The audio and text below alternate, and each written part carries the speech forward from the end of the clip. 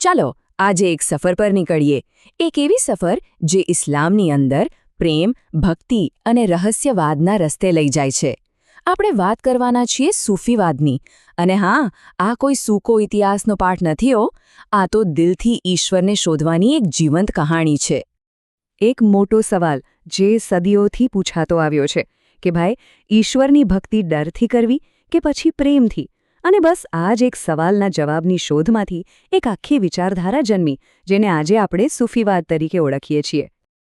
તો સૂફીવાદ એટલે પ્રેમનો માર્ગ. જુઓ, આ ઇસ્લામની એક બહુ જ રહસ્યમય અને ઉદાર વિચારધારા છે. એ સમયની વાત છે જ્યારે મોટાભાગના રાજા મહારાજાઓ જે સત્તામાં હતા એ બધા ભૌતિક સુખો અને કટ્ટરતામાં ડૂબેલા હતા. એ વખતે આ સૂફી સંતોએ એક સાવ જુદો જ રસ્તો ચીંધ્યો. એમનો સંદેશો એકદમ સીધો અને સરળ હતો. ઈશ્વરને ડરીને નહીં, પણ એના પ્રેમમાં દીવાના થઈને પામી શકાય. નિસ્વાર્થ પ્રેમ, સંપૂર્ણ સમર્પણ, બસ એ જ રસ્તો. હવે આ સૂફી શબ્દ આવ્યો ક્યાંથી? એની પાછળ પણ એક આખી ફિલોસોફી છુપાયેલી છે. આ શબ્દ મૂળ અરબી શબ્દ સૂફ પરથી આવ્યો છે. સૂફ એટલે ઊન. વાત એમ હતી કે એ સમયના જે શાસકો હતા એ તો રેશમી કપડાં અને શાન શોકતમાં રચ્યા પચ્યા રહેતા. એની સામે આ શરૂઆતના સૂફી સંતો શું કરતા? એ લોકો સાદગી બતાવવા માટે ઊનના ખરબચડા, સાદા કપડાં પહેરતા. એટલે કે આ માત્ર કપડાં નહોતા, પણ એ સમયની ભૌતિકવાદી દુનિયા સામે એક જાતનો શાંત વિરોધ હતો, એક મૌન ક્રાંતિ હતી. ઓકે, તો સૂફીવાદની દુનિયાને બરાબર સમજવી હોય ને, તો એની પોતાની ભાષા, એના ખાસ શબ્દોને સમજવા પડે. ચાલો ફટાફટ એના પર એક નજર નાખી લઈએ. કારણ કે આ ખાલી શબ્દો નથી, આ તો આખા આધ્યાત્મિક રસ્તાના માઇલસ્ટોન જેવા છે. તો જુઓ, આખી સફર શરૂ થાય છે પીર અથવા મુર્શિદથી. એ છે આધ્યાત્મિક ગુરુ. અને એમના જે શિષ્ય હોય એને કહેવાય મુરીદ. ગુરુ શિષ્યની આ પરંપરા ક્યાં વિકસે? એ જગ્યાને કહેવાય ખાનકાહ, જે એક પ્રકારનો આશ્રમ જ સમજો. હવે જ્યારે કોઈ સૂફી સંતનું મૃત્યુ થાય ને, ત્યારે એ લોકો શોક નથી મનાવતા, પણ ઉર્સ મનાવે છે. કેમ? કારણ કે એ લોકો માને છે કે આ તો ઈશ્વર સાથે એમના મિલનનો, એટલે કે વસલનો ઉત્સવ છે. અને આ મિલનનો અનુભવ કરવા માટે સમા, એટલે કે કવ્વાલી જેવી સંગીતની મહેફિલો થાય છે. દરેક ગુરુ અને શિષ્યની જે આખી ચેન બને ને, એને સિલસિલા કહેવાય. અને આ બધાનો છેલ્લો અંતિમ ધ્યેય શું? એ છે ફના. મતલબ કે ઈશ્વરના પ્રેમમાં એટલું ડૂબી જવું કે પોતાનું અસ્તિત્વ જ ઓગળી જાય. તો સૂફીવાદની આ નદી જ્યારે ભારતમાં પ્રવેશી, ત્યારે અહીંની ધરતી પર એ એક નહીં પણ અનેક નાની મોટી ધારાઓમાં વહેંચાઈ ગઈ. ચાલો આજે આપણે એમાંથી 4 મુખ્ય ધારાઓ, એટલે કે 4 મુખ્ય સિલસિલા વિશે વાત કરીએ, જેમણે ભારતના દિલ પર સૌથી ઊંડી અસર છોડી. જાણીને નવાઈ લાગશે, પણ અબુલ ફઝલ એમના પુસ્તક આઈન-એ અકબરીમાં લખે છે કે ભારતમાં 1-2 નહીં, પણ લગભગ 14 જેટલા મુખ્ય સૂફી સિલસિલા હતા. પણ આપણે એ બધામાં નથી પડવું. આપણે એ 4ની વાત કરીશું જે સૌથી વધુ પ્રભાવશાળી રહ્યા અને જેમણે અહીંની સંસ્કૃતિ પર પોતાની એક અમિટ છાપ છોડી. ભારતમાં શરૂઆતમાં 2 મોટા સિલસિલા આવ્યા, ચિશ્તી અને સુહરાવર્દી. અને બંને એકબીજાથી બિલકુલ અલગ, એકદમ નોર્થ પોલ અને સાઉથ પોલ જેવા. જુઓ, ચિશ્તી સંતો માનતા હતા સાદગીમાં, ગરીબીમાં. એ લોકો રાજકારણ અને સત્તાથી 100 ફૂટ દૂર રહેતા, અને એટલે જ સીધા લોકોના દિલમાં ઉતરી ગયા. બીજી બાજુ હતા સુહરાવર્દી સંતો. એમનું માનવું અલગ હતું. એ કહેતા કે ભાઈ, રાજ્યની સાથે રહીને, મોટા હોદ્દાઓ લઈને પણ આધ્યાત્મિક બની શકાય. એમણે રાજ્ય પાસેથી મદદ પણ લીધી, પણ આ કારણે એમનો પ્રભાવ સિંધ અને પંજાબ જેવા વિસ્તારો પૂરતો જ સીમિત રહી ગયો. અને ચિશ્તી સંતોનો પ્રભાવ? અરે વાહ, એ તો જબરદસ્ત હતો. મોઇનુદ્દીન ચિશ્તી, જેમણે અજમેરને પોતાનું ઘર બનાવ્યું. કુતુબુદ્દીન બખ્તિયાર કાકી, જેમની યાદમાં આજે પણ દિલ્હીમાં કુતુબ મિનાર ઊભો છે.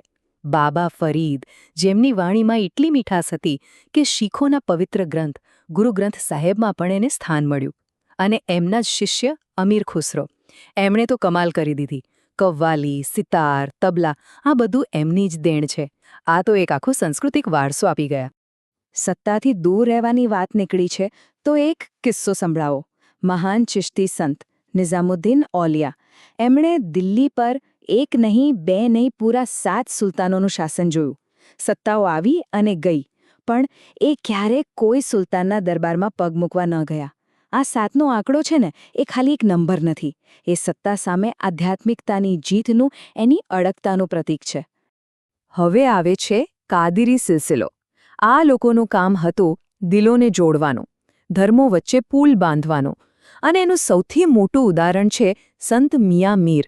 જરા વિચાર તો કરો, શીખોના 5મા ગુરુ અર્જુન દેવજી જ્યારે અમૃતસરમાં હરિમંદિર સાહેબ એટલે કે આપણું ગોલ્ડન ટેમ્પલ બનાવી રહ્યા છે, તો એનો પાયો નાખવા માટે કોને બોલાવે છે?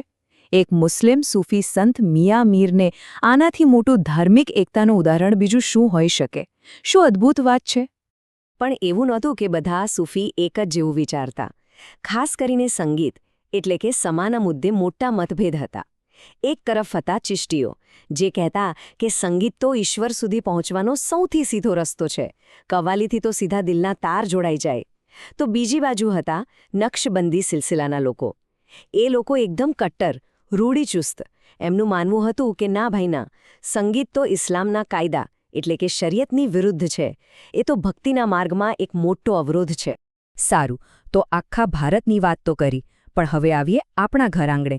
આ સૂફીવાદની સુગંધ આપણા ગુજરાત સુધી કેવી રીતે પહોંચી? અહીંની માટીમાં એ કેવી રીતે ભળી ગઈ? ચાલો એ પણ જોઈએ. આ વાત કદાચ ઘણા લોકોને નહીં ખબર હોય, પણ આપણા અમદાવાદ શહેરના પાયામાં જ સૂફીવાદ છે. જ્યારે સુલતાન અહમદ શાહે આ શહેર વસાવાનો નિર્ણય કર્યો, ત્યારે એમણે 4 અહમદ નામના પવિત્ર લોકોના આશીર્વાદ લીધા હતા. અને આ 4માંથી એક કોણ હતા ખબર છે? એ હતા મહાન સૂફી સંત શેખ અહેમદ ખટ્ટુ ગંજબક્ષ. એમનો ભવ્ય રોઝો આજે પણ સરખેજમાં ઊભો છે, જે ગુજરાતનું ગૌરવ છે. આજ બતાવે છે કે સૂફી સંતો ખાલી સામાન્ય લોકોના જ નહીં, પણ રાજા મહારાજાઓના પણ માર્ગદર્શક હતા. તો આટલી બધી ચર્ચા પછી સવાલ એ થાય કે આખરે સૂફીવાદનો આપણા દેશ પર, આપણી સંસ્કૃતિ પર પ્રભાવ શું પડ્યો? એમની સૌથી મોટી ભેટ શું હતી? ચાલો એને ટૂંકમાં સમજીએ. એમનો પ્રભાવ મુખ્યત્વે 3 ક્ષેત્રોમાં જોવા મળે છે. નંબર 1, સામાજિક એકતા. સૂફી સંતોએ કોઈનો ધર્મ કે જાતિ ન જોઈ, ગરીબ અમીરના ભેદભાવ વગર સૌને ગળે લગાવ્યા, અને એમાંથી જ હિન્દુ મુસ્લિમ એકતાની જે ગંગા જમુની તહેઝીબ કહેવાય છે એ મજબૂત બની.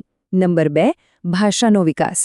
આ સંતો પંડિતોની જેમ અઘરી ભાષામાં નહીં, પણ લોકોની ભાષામાં ઉપદેશ આપતા, અને આ જ ફારસી અને હિન્દીના મિશ્રણમાંથી ઉર્દૂ જેવી ખૂબસૂરત ભાષાનો જન્મ થયો. અને નંબર 3, સાંસ્કૃતિક સંગમ. ભારત અને ઈરાનની કળા ભેગી થઈ અને એમાંથી કવ્વાની જેવું સંગીત અને ઇન્ડો ઇસ્લામિક આર્કિટેક્ચર જેવી કમાલની શૈલીઓ પેદા થઈ. અને હવે અંતમાં એક સવાલ સાથે આપણે સૌએ વિચારવાનું છે. આજનો સમય જુઓ, ચારે બાજુ ભાગલા, નફરત, અવિશ્વાસનો માહોલ છે. આવા સમયમાં સૂફીવાદનો જે પ્રેમ, ભાઈચારો અને એકતાનો સંદેશ છે, એ આજે કેટલો જરૂરી છે, કેટલો પ્રાસંગિક છે. આનો જવાબ કદાચ આપણે સૌએ પોતાની અંદર જ શોધવાનો છે.